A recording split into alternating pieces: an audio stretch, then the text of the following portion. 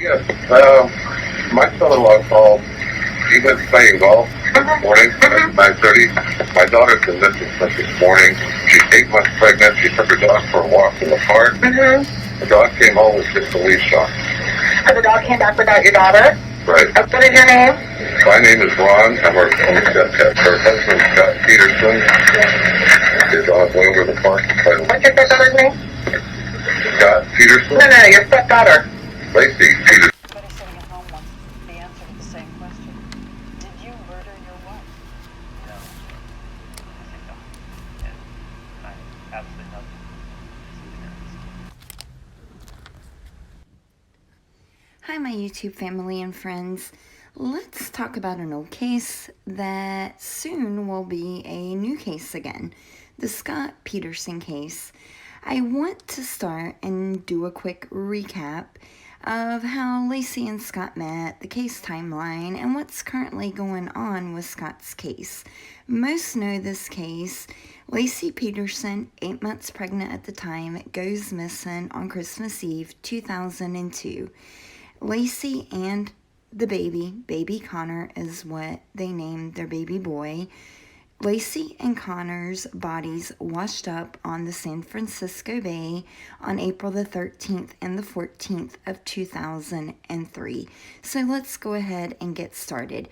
In 1995, now I have seen 94, so don't come at me, guys. I'm thinking 95 since that's the majority that I've seen in the research that year. So I'm going to go with in 1995 being when Scott and Laci met while Laci was dining out at a restaurant where Scott worked as a waiter. Laci was more of an extrovert growing up. She had the bubbly personality and was known to be straightforward. She had a lot of friends. So while Laci was dining out, she left her phone number with a friend who worked there at the restaurant to give to Scott. She saw him, liked the way he looked, so figured, hey, I'm going to give my phone number to a friend to give to Scott. Now, Scott, growing up, he was more of an introvert. He wasn't one to show a lot of emotion. He was a quiet child, tended to stay to himself. He was known by his professors as being intelligent and very nice. One professor even said he wished he had or would take a classroom full of Scott Petersons. Now, with that little bit about Scott and Laci's personality being said, let's go back to when Laci leaving her phone number for Scott at the restaurant. Scott thought that Laci leaving her number for him was some kind of a joke, and he threw her number away thinking such an attractive girl wouldn't be interested in him. Well, Scott finally realized it wasn't a joke and that Laci really was interested.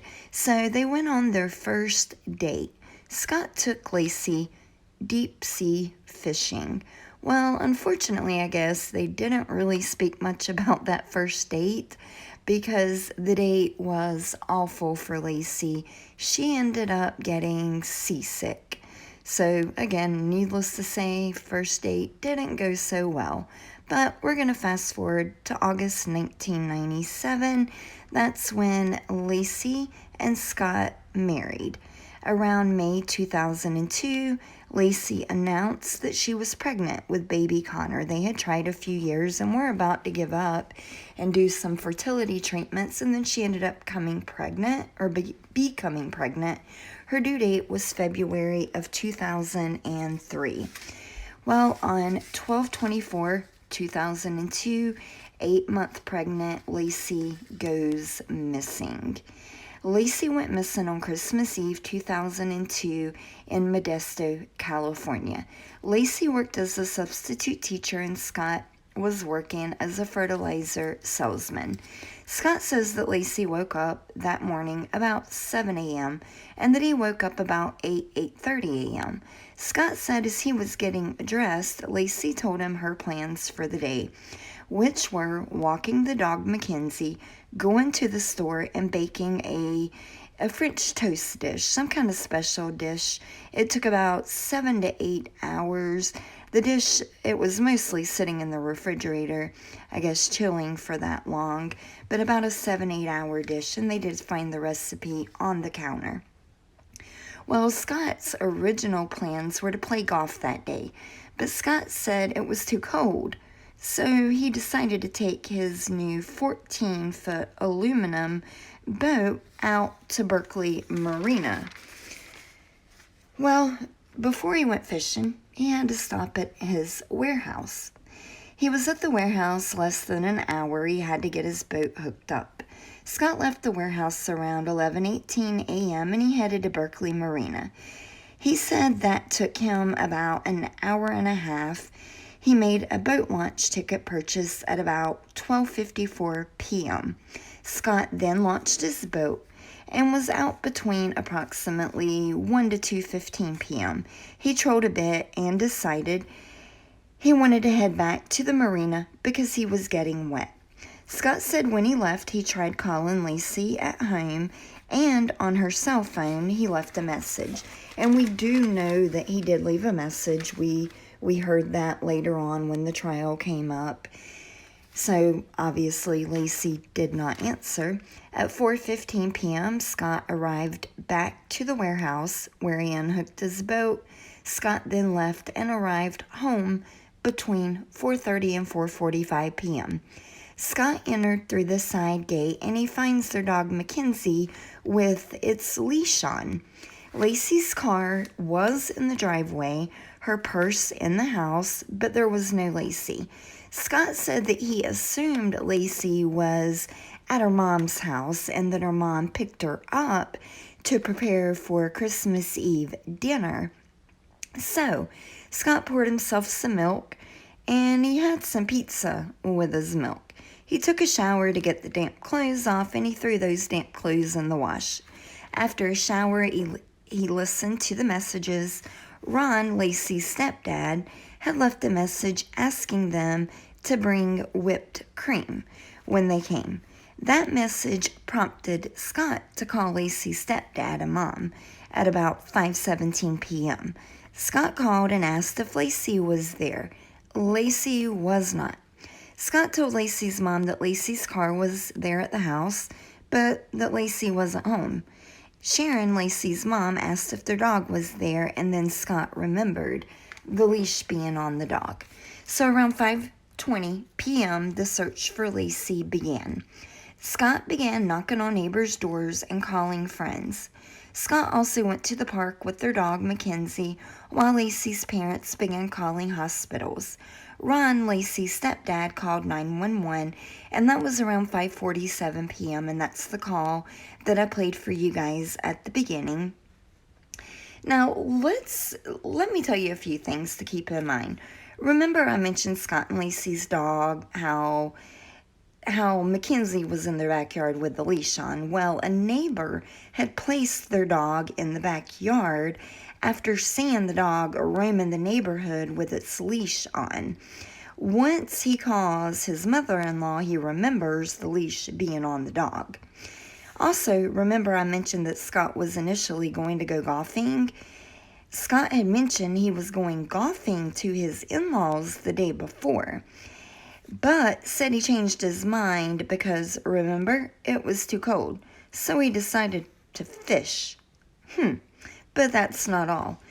After Laci was missing, Scott told 3 people, 2 of those were neighbors. One was Laci's relative, that he went golfing. Not at the bay fishing, but he told him he went golfing for the day. Again. And remember, his father-in-law even said Scott was golfing on that 911 call that I played earlier. But it doesn't stop here. Scott had purchased a 2-day fishing license on December the 20th and December the 20th. He purchased the license on December the 20th for December 23rd and the 24th.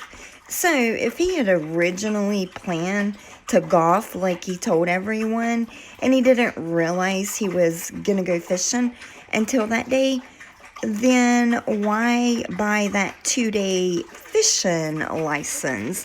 That does not make sense to me, and we'll get back to that in a minute. But what am I missing here, guys? Oh, and he had recently researched deep water currents in the bay and also information on some area lakes. Yet remember, he said the fishing trip was spur of the moment per se. Again, what am I missing here, guys? And remember the new boat that I mentioned that he went and picked up from his warehouse and used for fishing? Well, it was so new that no one even knew he had it. Laci's family said they don't even think Laci knew.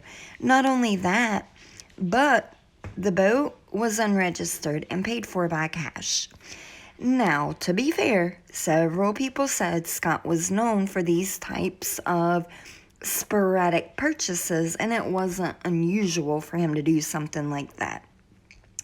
Now, also remember, Scott had loaded the patio umbrellas, the 3 patio umbrellas, that morning to take to the warehouse, but those 3 patio umbrellas were still in the bed of his truck. So, why did he load them? A neighbor had seen Scott loading these that morning as well, and she said Scott was smiling, and he told her good morning.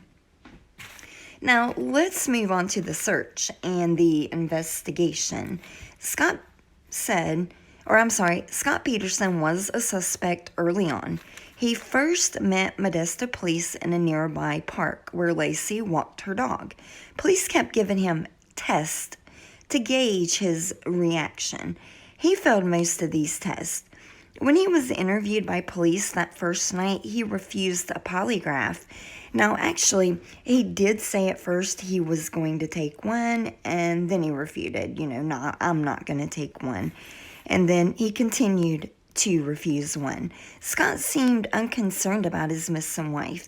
He didn't ask questions. Police said that he had strange behavior, such as Scott not remembering the kind of bait he used on his fishing trip, and how Scott was more concerned with investigators taking photos of his boat and getting a receipt for the pink slipper and sunglasses the tracking dog trainers used for Laci's scent, and anyone coming in his house taking their shoes off, things like that really shouldn't have been questioned. Again, just strange behavior that Scott was showing. Of course, the media jumped on this story very quick. A beautiful couple living in a nice neighborhood. This handsome man, beautiful wife goes missing. And now this handsome husband, he's a suspect. Yep, it's an ideal story for the media. So the media starts camping out, trying to speak with Scott. And again, they weren't very successful. But what Scott did have going for him at this time was that Laci's family was supporting him and defending him, saying that there's no way he could be involved. But that quickly changed. They found out about the other woman, Amber Frey. So let's have a look about what could have been the motive in this case. And like I said, what could have been the motive? I don't know, but it does seem that way. And so let's talk about it for a moment. So Amber Frey comes into the picture. So Amber, she was 27-year-old massage therapist. She was single, living in Fresno, raising her 2-year-old little girl. Amber's friend had set her up on a blind date with Scott. Amber said that when Scott came over to pick her up for their date, she was surprised at how handsome Scott was. She said he was very charming, funny, and attentive. They had plans, and Amber thought it was just to go out, grab dinner, but Scott had other plans. He told Amber that he's worked all day. He needs to go back to his hotel room to freshen up. When they arrived back at Scott's hotel room, he had some champagne, strawberries, roses waiting on her. Once Scott finished up, they left for dinner. Once done with their date, they went back to Scott's hotel room and she spent the night. This was their first date. Amber said that Scott told her that he was single and wanted to settle down. He told her he did not want kids of his own, but he was okay with her having a child. Now, let's speak about some things that Scott told Amber about his marriage before Laci was even missing, and how Amber found out that she was actually the other woman. On December the 9th, remember I said Scott told Amber he was single? Well, he finally tells Amber on December 9th, and I quote, "You know, I haven't been completely honest with you. I lost my wife," unquote. Amber said she didn't feel it was appropriate to pray. She said Scott tearfully explained that he regretted not telling her, but it was too painful to talk about the loss of his wife. Remember, guys, this is December the 9th. Laci didn't go missing until December 24th. Scott tells Amber that he lives in Sacramento. He had a condo in San Diego, but a couple was recently looking to purchase the condo, furnished with a Land Rover. Almost all of this was false. He didn't live in Sacramento. He didn't have a condo in San Diego, but his wife Laci, she did have the Land Rover. That same day, Scott told Amber that he lost his wife. That's when he purchased that second-hand fishing boat, the new fishing boat. 5 days later, Scott took Amber to a formal dance while his wife Laci was 100 miles away in Modesto, attending a Christmas party. Scott told Laci he had business out of town. On this night, Amber said to Scott, "Can I trust you with my heart?" Scott replied, "You already know the answer to that." Scott spent the night at Amber's and told her the next day that he was going on a long trip to Maine with his parents for the holidays, and then to Europe to celebrate New Year's and do a little business. Of course, she didn't know Scott was actually going home to his pregnant wife, Laci. Amber asked Scott where she could send him a Christmas gift. Scott gave her a P.O. box in Modesto, 80 miles from Sacramento, where he had told Amber he lived. Amber said hearing this made her heart sink. Scott called Amber over the next few days. On 12/23, Scott told her he was in Maine duck hunting with his dad. Scott was really with his wife, Laci, getting a haircut. Amber remembers she went to bed this night and woke up early after a terrible migraine. She said in the nightmare, a man was tickling her daughter so violently that her child couldn't breathe. She said she kept seeing the face of a laughing woman, and she kept yelling, "Stop laughing, she can't breathe." She then woke up because she couldn't breathe. On 12/24, there was no call from Scott to Amber at all, and this is the day Laci was reported missing. On 12/25, Christmas Day, as the search for 8-month pregnant Laci continued, Scott called Amber twice. On 12/26, as police searched Scott's home and impounded his truck and Laci's Land Rover, and as news of missing 8-month pregnant Laci was being shown all over the news, Amber, not knowing any of this and assuming that Scott was on his way to Paris, as he had previously told her, tried calling him so that she could leave a message. Again, she figured he was on a plane on his way to Paris, and she wanted to leave a message so that he would get it when he landed. But Scott picked up the phone, to her surprise. He led on that he missed his flight, but Amber was a little suspicious now. You know, the Modesto address, the bogus itinerary, things weren't adding up. So she asked Scott if he had another girlfriend or a wife. Scott said no. Well, Amber still felt something wasn't right. Just so it happened, she had a Fresno police officer friend, and he said he would check Scott out for her. Amber expected to hear that Scott was married at the worst. On December 30th, Amber got a call back from her cop friend at 1:40 a.m. He told Amber he was going to give her a number to call and that she needs to speak with him. It was the number to the Modesto Police Department. This call would change Amber's life forever. Minutes after getting off the phone with her cop friend, Amber calls Modesto Police to report her relationship with Scott. She speaks to them for 22 minutes. Amber calls the tip line at 8:41 a.m. Detective Bersini is standing right behind the operator and takes the phone. They later go and purchase recording equipment for Amber to record conversations with Scott. Fast forward, Scott was arrested a few months later on April 18th, 2003 near a golf course.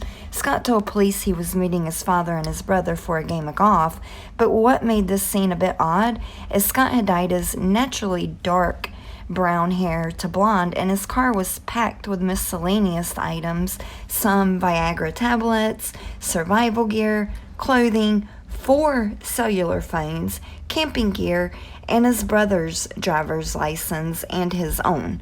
Thoughts were that Scott planned to flee to Mexico. So, Scott's trial began on June 1st, 2004. On November 12th, 2004, Scott is convicted of murdering his wife, Laci, and their unborn son, Connor. The jury was made up of 6 men, 6 women. On March 16th, 2005, Scott was sentenced to death by lethal injection. Fast forward all the way to now, or to 2020 last year, Scott's death sentence was overturned by the California Supreme Court. So it may be possible that he gets a whole new trial altogether. This came to be after 2 favorable rulings by the California Supreme Court in 2020. The first ruling came in Scott's appeal of his conviction and sentence. The court found that the trial judge excluded jurors when they were opposed to the death penalty and without questioning if they would be able to set aside their personal views and follow the law. And this is what struck the death penalty sentence. Scott had and will send Scott's case back to trial court to hold a new penalty phase trial. But another challenge was also brought forth, and it was said that a juror was dishonest and that she hadn't been honest about the questions that she had been asked. She would have never been seated on the jury if she had answered those questions accurately and truly. And she was juror number 7, I think it was her juror number. But let me know what you guys think. You know, him getting the death penalty, for sure, it's off the table right now. He's going to go through another trial to see if that's placed back on the table. If he goes to a whole entire trial, including the death penalty trial, there's a possibility that that man could walk. Scott's family reportedly hired a PI who identified new possible suspects and has gathered a lot of new evidence. Remember, Scott was convicted and put on death row based on circumstantial evidence. If Scott's entire conviction is thrown out by a lower court judge, that could give Scott a chance of walking free, just walking away from prison a free man. It's said there's a lot of evidence that the public has not seen and the defense didn't have back then. It's being reported that some of this new evidence is powerful and could very well place reasonable doubt in the new jury's mind if Scott is given a new trial. So, what do you guys think? Do you think Scott's innocent? Do you think Scott's guilty? If you think he's innocent, let me know why you think that in the comments below. If you think he's guilty, what's the main thing that you feel the guilt is coming from? For me, I find it, and this is something I really feel I can be impartial on, but that 2-day boat ticket, for permit purchase, that's what gets me. He purchased this before Laci goes missing, yet tells everyone he's going golfing and that it's a sudden change of plans, but yet he purchases this pass, this permit, for 2 days, including the day that Laci, his 8-month pregnant wife, goes missing. So to me, that's a major red flag, along with the affair, of course, but that fishing permit is what's really making me think he's guilty. That's my thing. I can't get past that. Let me know what you guys think, and thank you all for watching.